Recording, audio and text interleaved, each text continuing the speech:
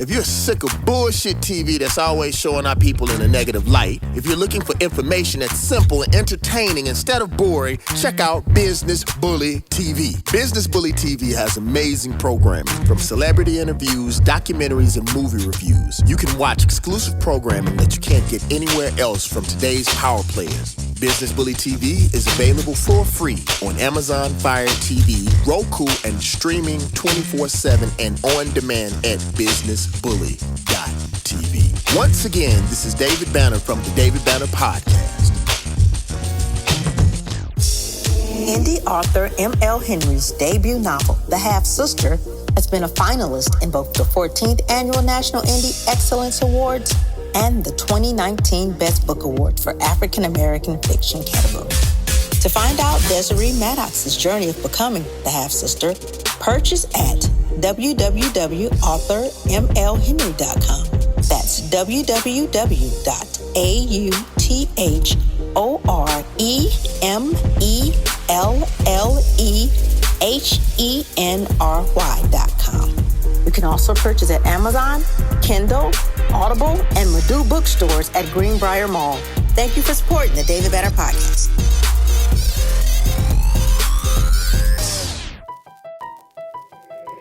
Dave Anderson is passionate about helping our people get out of the rat race and into entrepreneurship. You've seen him on The Breakfast Club, Forbes, Black Enterprise, CNN, and Fox News, spitting facts on business and entrepreneurship for our people. He's generated over $54 million for his clients last year, and he wants to help you grow your business. Go to thebusinessbully.com. That's TheBusinessBullY.com and connect with an amazing group of people that can help you start, grow, and expand your business. You don't have to worry about the recession when you control your income.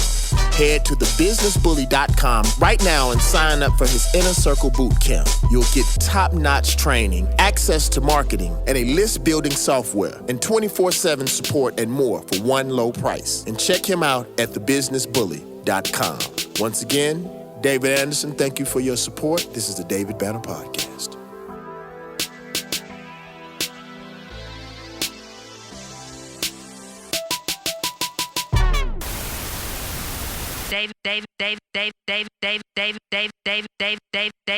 David Banner. What the fuck? Regina! That's pretty awesome. Regina! That's pretty awesome. That's pretty awesome.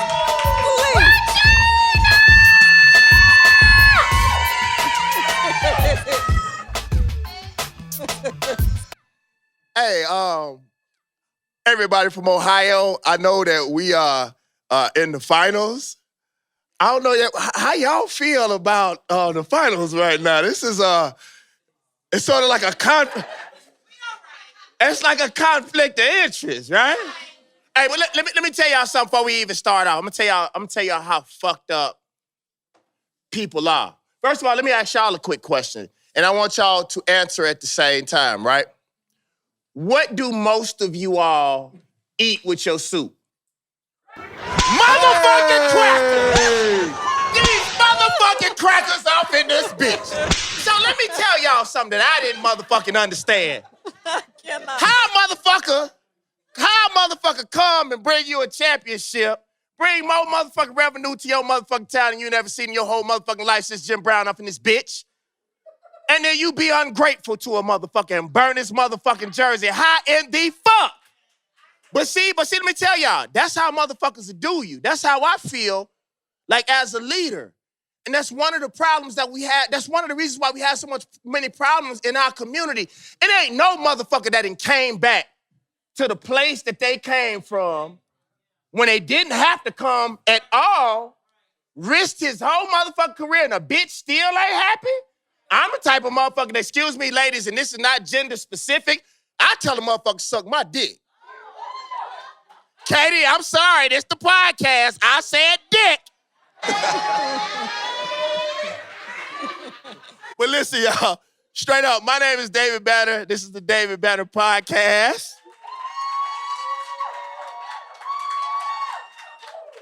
We gonna start from our motherfucking right. Do you want to introduce yourself, brother? Call me Scott P. Where you from, bro? Gainesville, Florida, by way of FAMU. Okay. Yeah, I gotta put that FAMU in there. Yeah, always. Every day, That old- all day. that It's a bullshit. lifestyle. That's that bullshit. All right, y'all. I need y'all to really give it up even before he say his name, and I'm gonna tell y'all why. 'Cause this motherfucker's from Youngstown, Ohio, in this bitch. Yeah. The yo. And I have to say, man, that if y'all hear me representing Ohio, I have to just let y'all know it's because of him. Like, he represents y'all so much. I'm talking about from the heart. And I hadn't really seen nobody. Like, he'll tell you, like, I went and bought just like a whole bunch of Ohio shit just because my little brother, like, loves y'all to the day he died, and he represents. His name is Solly Robinson. What's up, Jack? What up with it? What up? What up? What up? Yes, sir. Oh, Good. then talk to him. Oh, I mean, you done already gave it all out. You know what I'm saying? I ain't got nothing to say now. Y'all want me to go bring it back again one more time? Nah, it's good to be back. Okay. And to my left. Are y'all ready? I need to get my breath. Hold on.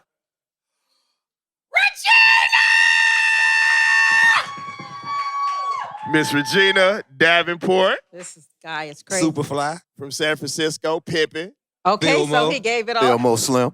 Filmo Slim, Pippin on these You motherfuckers. see, she got the long red, coat on. red bottoms. Snackalicious. Don't That's that act pimp like that. jacket. That's that, weather changing. You're going to tell us to introduce ourselves and you give us the whole, you from here, I'm from there. Scott, you the only one that had a chance up in this. Oh, well, fuck it. Go That's ahead. why I go G. first. Too late. Oh, go ahead, say it. By way of San Francisco. Hey, y'all, and over here to... Oh, go ahead. You was about to say something, sir. Too late. Over here is Corey. You represent for the West Side then. My name is Corey Anders from the West Side, the Bay Area, Cali. What's going on, y'all? I give it up for the back, Corey. Dirt bag. There you go. Oh, my name is Mac, and I'm from Flint, Michigan. Oh, Okay. shit, son. Okay. I'm from Flint, Michigan, and this motherfucker. The motherfucker before the hammer drop. And think one of my best homeboys, CT, was from Flint. That's why I knew about the hammer drop in this bitch. All right, y'all, and from the motherfucking Bronx, turn around so they can see you. Tommy Nova in this bitch. Hey, so listen, y'all. We're gonna do it a little bit different today. We usually talk our shit, but they gave me some topics that they wanted me to talk about. So I'm gonna get this shit out of the way first, and then we gonna talk about what y'all want to talk about. We're gonna let y'all answer questions, because let me tell y'all something that I don't like, especially when it pertains to our children. People come to y'all cities and talk to you about what they want to talk about, but they don't know what the fuck going on to y'all.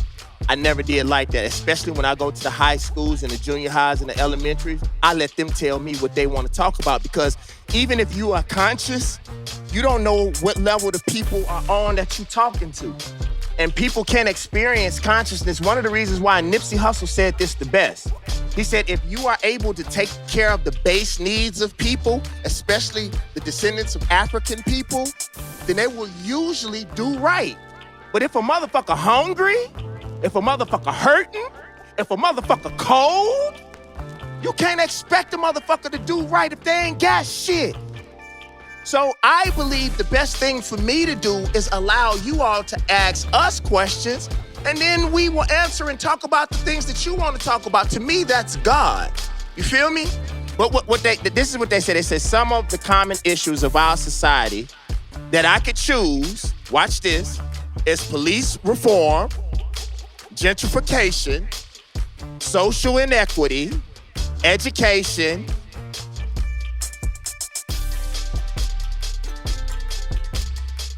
healthcare, and cannabis legalization. So watch this. Watch how easy I knock this shit out. Watch this. It's gonna fuck y'all up. They spent all this money just for me to say this shit. The first thing is this. Most black people don't like being black. What? Most black people don't like, because we have arguments. It's so funny how motherfuckers want to say, well, we are from America. Well, we're indigenous people from America. We from Africa. We argue about all these motherfucking things, and everybody who argue about where black people came from, they ain't got the shit right, or they would be in a better place themselves. So where we from and where we are indigenous to doesn't matter. We're fucked up here, right? So the problem is that most black people don't like being black. And if we supported each other, watch this. I am not telling you what to do to police, but watch this. I say this all the time.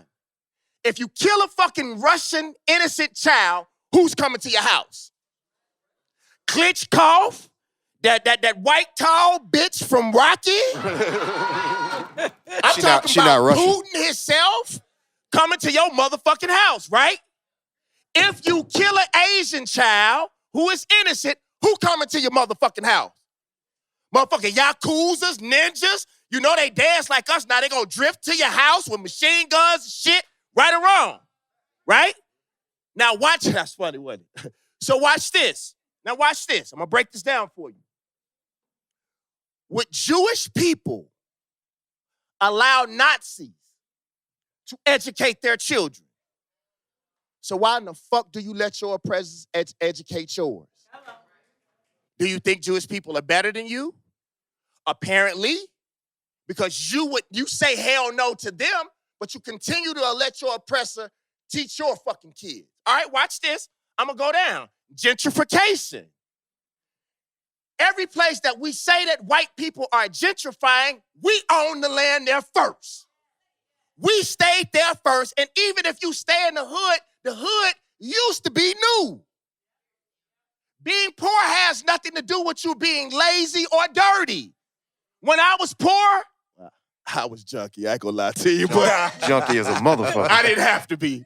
But what I am saying is gentrification only worked because black people wanted to stay next to white folks.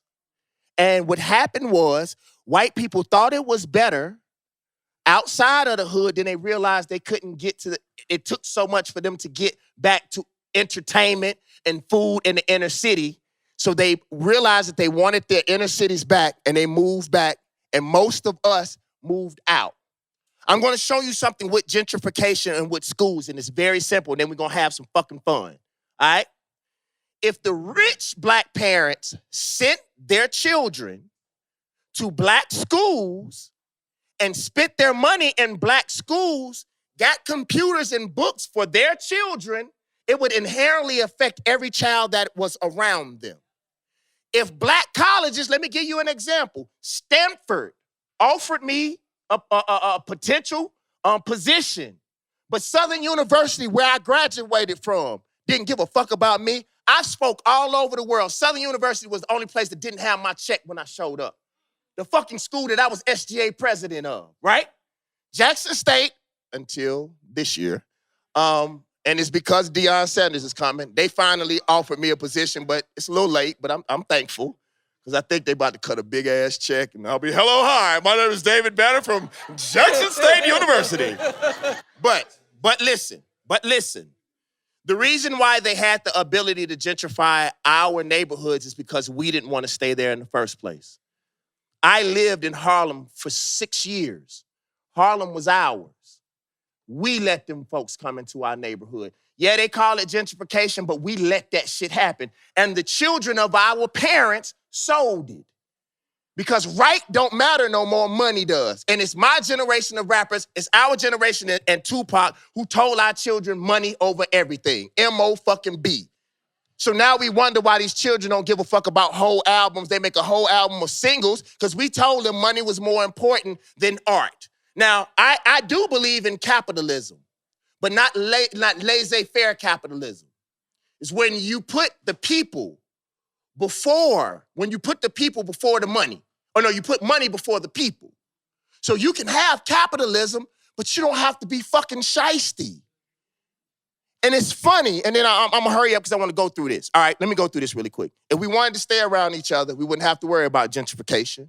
If we protected ourselves like Russians and like Asians did, if cops knew that if something happened to a black innocent child, that something was gonna happen to their innocent white child, they wouldn't do stuff. And if they made sure that there was a person who was in every cop car that was from that neighborhood, guess what? They wouldn't treat us like that because if your child had to go to school with the person that you killed children, they children go fuck your pussy ass child up, period. All right? So that's taken care of. Watch this. Social inequity. The only reason why social inequity exists is because you think white folks are better than you. I don't want to be around them motherfuckers. If we had, I always say this, if I had you, I wouldn't need them. Black people spend more money than any other group of people in America, but they don't spend them with themselves because they think that white is better than them because they don't want to be white. They don't want to be black, right? So you wouldn't have to worry about social inequity if you weren't trying to be up under white folks in the first place. Integration was the worst thing that ever happened to black people. Black people were not slaves. They were prisoners of war.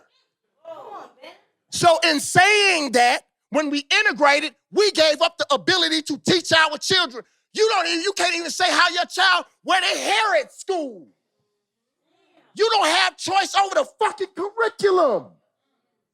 So if you had your own water, your own electricity, you policed your motherfucking self the same way. If a black person don't bring a dollar of your fucking dope back, you'll fucking go shoot up his whole motherfucking house. But if a white person kill an innocent black child, we's gonna pray, sir. God is gonna Jesus flipped over the fucking table. Why can't your black ass? All right? So we took care of that. Hold on. Healthcare. Why in the fuck do you think people who have poisoned you through history, who put smallpox in the blanket of kids, who gave your folks syphilis, why in the fuck do you think they're gonna heal you? I tell black folks all the time, if they don't want you on earth, why the fuck would they give you the key to heaven? If they'll kill your black ass every time they get an opportunity to, why would they want you to live longer? This shit is getting fucking stupid. This shit is not hard. This shit is kindergarten shit. Hold on, we gonna go down it. Cannabis legalization. If you did all of this shit and you policed yourself and was around yourself and how would they know you smoking anyway? But what I do believe, and me and Lee talk about this all the time because we're in the process of thinking about opening up our own shit. I personally think that we don't need to be high right now. I personally don't. I believe that you smoke when you've accomplished something. You don't smoke to get through, because if you smoke to get through or you drink to get through, the problem gonna be there after you stop smoking. And when you smoke when that shit gone. You get drunk, it's celebratory. So I think being high is the fuck. Every time we get close to being God again, they'll give us some bullshit. Go on, get high, niggas. We about to get God. We about to be God again. Run our own communities. Oh, come integrate. Give us all your motherfucking powers. Go ahead, niggas. So what I am telling you about all of these things, if you loved being black and you wanted to be African, you wouldn't have to worry about none of this fucking shit anyway, because you control your own shit. Yeah. Do Asians worry about none of this shit? The reason why they don't, because they have their own communities. Yeah. You fucking got little Russia, fucking got little Chinatown, you got everything but little Africa. What the fuck? So in me saying that, if we loved ourselves, we wouldn't have these fucking problems. Okay, now, any questions? Nope. I think I did a great job. Just act like you don't have no question. Then right now, ask the question later, because I think I was very... Now you can ask your question. I'll just fucking with you. What's your question? No, go ahead. No. All right, so if you know that your generation of rappers inspired a birthing generation of millennials that feel the way that you just said, how do we get to we do it ourselves? Because, in Devil's Advocate, you said what you taught us. Y'all ain't teach us that. So how do we learn it? Well, I'll tell you this. First of all, this is the first thing. I used to think it was all of our fault, but the truth is, white folks have always been that way. I tell people all the time, they blame rappers, but if you go look at a Barbasol shaving commercial, what in the fuck does women coming out of a Barbasol can have to do with you shaving? Football, little girls jumping up and down, showing their little coochies on the side of a football field. What the fuck does that have to do with a man running the football? America has always been this way, but most of y'all are scared to blame it on the real people. And I don't call it white supremacy anymore, because the motherfuckers are not supreme. I call it white insecurity. But most black people are scared of white people and scared to say that our music was a reflection of what they did to us. I'll give you a quick example. If you go back and read Iceberg Slim's Pimp, when I was young, I read it because I wanted to learn how to be a pimp. Now that I'm older, I realize he gave us all of the good game. If you go to the end of the book, the first thing that he said was, first of all, the women are not the whores, because without, excuse me, I'm just talking how I talk, without the pussy, ain't nobody making no money.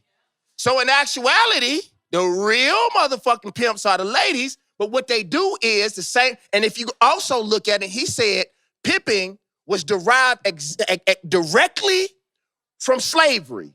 So they did the same thing to the women that they did to black people. I'll give you a quick example. How the fuck a cracker gonna tell you that you lazy and we did all the work? What the fuck? How are Africans lazy and we did all the fucking work? But what they did was, because they understood our sciences, if you say something long enough and loud enough and get people to believe it, it will become the truth. So let me answer your question directly, because I want to get to everybody else and have a podcast. I just wanted to make sure that they wouldn't try to take my check back so I wouldn't stab nobody. And if y'all notice, I strategically answered every motherfucking question so that when we have fun, I took care of the contract, motherfuckers. But this is very important. Listen. So what ended up happening is, and I realized this after I got into the higher sciences, is that the universe doesn't truly know the difference between good and bad. Only what you desire the most. So if you notice, Tupac said, "I'm gonna die tonight. I'm gonna die tonight." He dead than a motherfucker. Biggie said, "I'm gonna die tomorrow. I'm gonna die tomorrow." His ass dead too. Cash Money said, "I'm a Cash Money millionaire. Cash Money millionaire. Cash Money millionaire. Cash Money millionaires now." Then they start saying, "I'm a Cash Money billionaire." If this shit worked the first time, right? So watch this. I remember all of my uncles used to say niggas and bitches ain't shit. God loves us so much. And as a man, James Allen's book, As a Man Thinketh, and I am paraphrasing. He said there were two men. One man thought he was everything, the other man thought he was nothing. They both were right. God loves you so much that, okay, you say you a nigga, even though I created you as a God. All right, that's what you say, then so be it, nigga. But if you a God and act like a God, then you that too. The fact that if you can think something, you look at a woman or a woman look at a man and be like, "Ooh, shit, I feel like making a God tonight." 9 months later,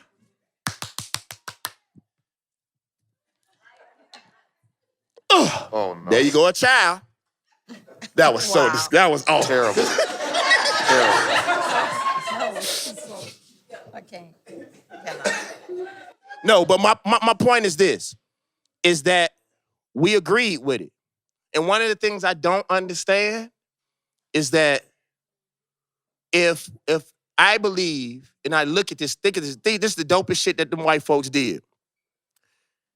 They whooped your ass, brought you here to work for free. You built a whole entire company.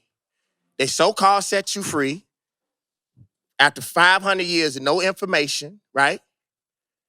If you go and look, I found this in the Jewish Holocaust Museum. They said that the ghetto was actually an experiment. And what they did was they took different types of animals and they put them in constricted areas with a limited amount of resources, but a whole lot of those types of animals. And they found that any animal that you put under those situations, they would become hyper-aggressive, hypersexual, very violent. All of these things. They even talk about, if you look at Paris and New York, anytime you stack any amount of people on top of themselves, that's when you have like what do you call serial killers and all that kind of shit. It's hard for you to find a serial killer in Brookhaven, Mississippi. You feel what I'm saying? Really? So what I'm saying is that even when white people call where we're from the ghettos and then act like they don't know why we act like we were socially engineered. Bitch, you know why we act like we act. Because if you look in London, Scott travels all over the world. The worst ghetto in the fucking world is in London, and it's 100% crackers. All white. And they the most violent, ghetto, ratchet motherfuckers. Hey, mate. Hey, bruv. Hey, bruv. Cote Negro, bruv. Oh, man. Pounds, bruv. Turkish delights, bruv. So listen, what I am saying is, and I if nobody else has questions about this, we're gonna move forward. But what I do want to say, and this is a sad thing that I had to realize, and Katie, I love you to death, but I just got to be honest. Some folks got to go. We keep waiting on these kumbaya moments for people to get together. People who don't have knowledge will follow you if you show them some success. The reason why the Black Panthers were so effective was not because they looked good, not because of the guns, because they fed people. WIC was actually taken directly from the Black Panthers because they were taking care of their people. They wasn't talking shit. That's why, if y'all notice on Instagram, I barely talk about politics because I decided instead of talking about politics, I can employ motherfuckers. And instead of trying to save the world from the outside and then bring them in, start from the end and work out. If you can't fucking change your house and clean up your fucking house, how the fuck you gonna go to school and teach some motherfucking kids? Your kids are fucking savages. If your fucking house ain't clean, your yard ain't clean, your block ain't clean, how the fuck you gonna change the world when you can't change your own motherfucking block? If everybody inherently changed their kids, treat their wife and husband right, if everybody did it, inherently the whole fucking earth would change. But see, the problem with black folks is you're waiting on Jesus to come back, and Jesus ain't gonna never come back. I'm sorry, Regina. Praise Regina the was, Lord. Regina was. She's looking at him. She cutting her eyes hard. But listen, let me tell you. Listen to me. Listen, and I'm gonna tell you why. Even if Jesus did come back, why in the fuck would he save your black ass? He gave you the same mind. I believe that's why God sent Jesus, if Jesus exists anyway, is to show you can be God on earth too. Jesus didn't come over here and do nothing you couldn't walk. Can't your black ass get on a boat and go real fast and walk on water? We turn wine to water every day, but the wine good as fuck though. What I am saying, we fly in airplanes. We fucking got wireless communication. We doing the same shit that gods do right now. Why would Jesus want to save you when God gave you everything that you needed? Only thing that I pray to God for is vision. Because if you see it, God, he, she, or it would never let you think or see something that you couldn't do, but apparently you not man or woman enough to get off your ass and do it. You waiting for white Jesus to come out the fucking sky. And Jesus wasn't white in the first fucking place. Why the fuck he gonna go hide where Africans are? If they killing the first child, why they gonna go hide around a whole bunch of fucking Africans? Skin of bronze and wool hair, that sound like Biggie to me. Akon or some shit. I'm locked up. Won't let me out. But listen, let me tell you this. Then we're gonna finish. I know how black folks are about their Nikes and their religion. Let me stop. Listen, but seriously, listen. I believe the story of Jesus was to show you that you could be God on earth. The problem with our people is you don't want to fast for 40 days and 40 nights. If your black ass fasted for 40 days and 40 nights, you might walk on water too. I fasted for 27 days. I don't know if it was God, but I heard a voice that said, I'm hungry. I heard a motherfucking voice. I don't know if that was God or not, but I definitely started hearing. And I'll tell you, the most powerful I've ever been in my life is fasting from sex. And I'm one of the people, I love the fuck. I'm talking about I love it. Mess around, y'all might, 9 months from now, y'all might see a little kid go, damn, hey, David, how old is that kid? Whoa. Remember when David Valley came with the David Valley fun? How your kids got here? You don't have none? Can I say what I want to say? No. Don't you? That's your mama? Don't No, do but it. I want, that's not bad. Okay. I know. I was going to ask her if she practiced. That's what I thought. Because let me tell y'all something was so crazy. is that once I outwardly became conscious, people were surprised that I still talked the way. I mean, just because you're conscious don't mean you don't want to fuck. The problem is that you don't let it control you. The devil is anything that you can't say no to and you can't fast from. See, the way that these crackers tricked you is to make you think that the devil was ugly. The devil was the most beautiful thing on this fucking planet. The devil is what you can't fast from. Me and Scott talk about this all the time. We go 27, 8 days without fasting. I'm being very honest with y'all. When I fasted from sex, it was the clearest mentally that I've ever been in my life for 7 months. Now that girl that got it, after that 7 months, yo boy, shit. Talk that shit, mama. And let me tell you what I did too. He know about the story. At that time, that was the buffest I ever been. After I got done, I got up and did 10 push-ups, handstand push-ups. After I got done, I stood over her ass like Conan.